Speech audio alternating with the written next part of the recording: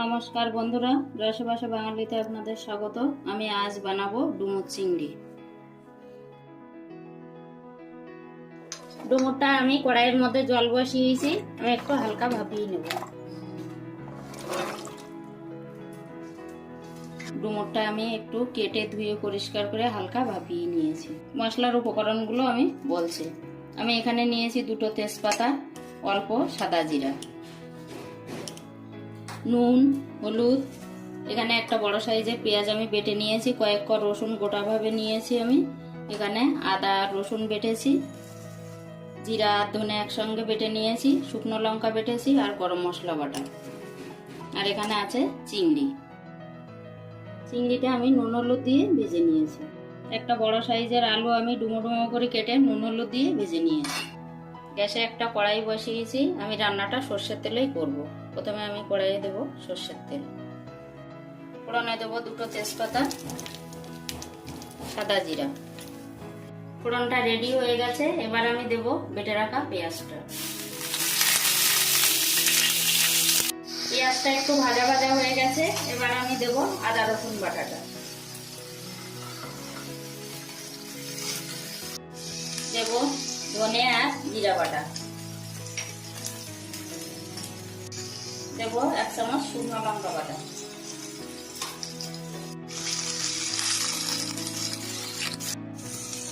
মশলাটার মধ্যে আমি একটু মশলা ধোয়ার জল দিয়ে দিচ্ছি।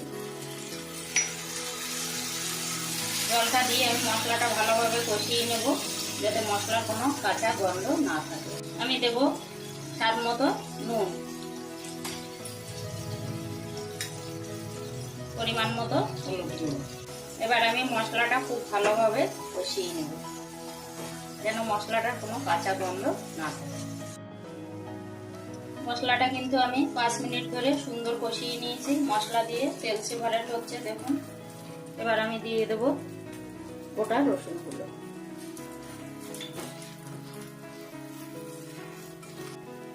এবার আমি দেব ডুমুরটা।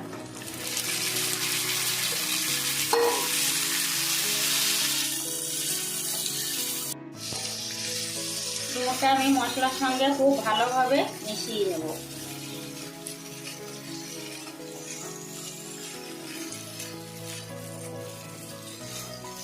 ডুমুরটা আমি মশলার সঙ্গে 2 মিনিট ভালোভাবে কষিয়ে নিলাম। এবার দেব ভেজে রাখা আলুগুলো।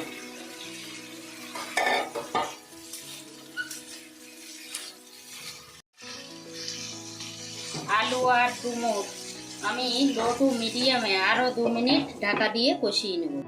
2 মিনিট হয়ে গেছে, আমি ঢাকনাটা খুলবো।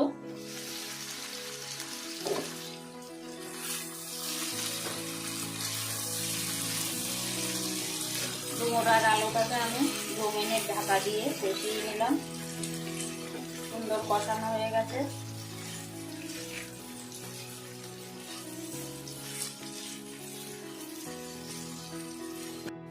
এবার আমি দেব গরম জল।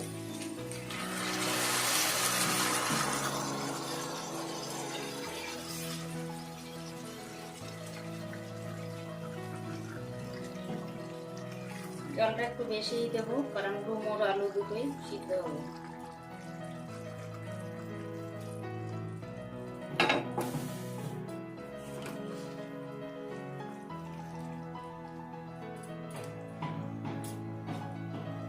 আমি 5 মিনিট ঢাকা দিয়ে ফুটিয়ে নেব। 5 মিনিট হয়ে গেছে, আমি ঢাকনাটা খুলবো।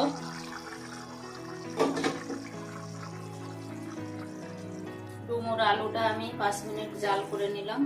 এবার দেব ভেজে রাখা চিংড়ি।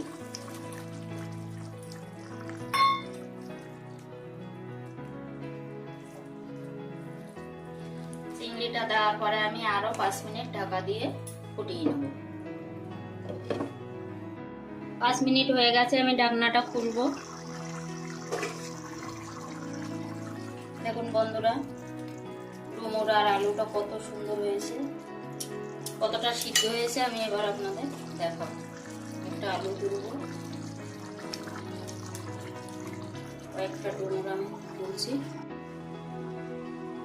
দেখুন আলুটা কত সুন্দর গলে গেছে, ডুমুরটাও কিন্তু সুন্দর সিদ্ধ হয়ে গেছে।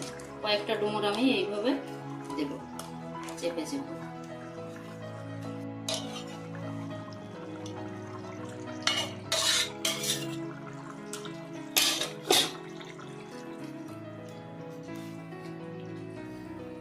ডুমুর রান্না করাটা অনেকটা ঝামেলা বলে অনেকেই খেতে চায় না, কিন্তু ডুমুর খাওয়া ভীষণই উপকার, কারণ এটার মধ্যে কোনো তেল সার কোনো কিছুই পড়ে না এবং এটা শরীরের পক্ষে খুবই উপকার। এবার আমি দেবো বেটে রাখা গরম মশলা। গরম মশলাটা আমি ভালোভাবে মিশিয়ে দেব।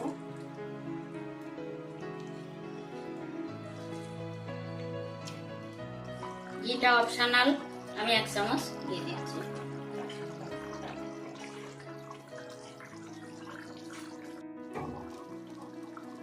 বন্ধুরা, ডুমুর চিংড়ি রান্না তো হয়ে গেল, এবার আমি আপনাদের সার্ভ করে দেখাবো। বন্ধুরা, আজ আমি ডুমুর চিংড়ি রান্না করেছি পুরোটাই বাটা মশলায়। এটা গুঁড়ো মশলাতেও রান্না করা যায়, কিন্তু বাটা মশলায় বেশি টেস্টি হয়। ডুমুর চিংড়ি রান্নার ভিডিওটা আপনাদের যদি ভালো লেগে থাকে অবশ্যই লাইক, কমেন্ট, শেয়ার করে আমার পাশে থাকবেন। আর আমার চ্যানেলের নতুন বন্ধুদের একটা সাবস্ক্রাইব করার অনুরোধ রইল, আর পুরাতন বন্ধুদের অসংখ্য ধন্যবাদ।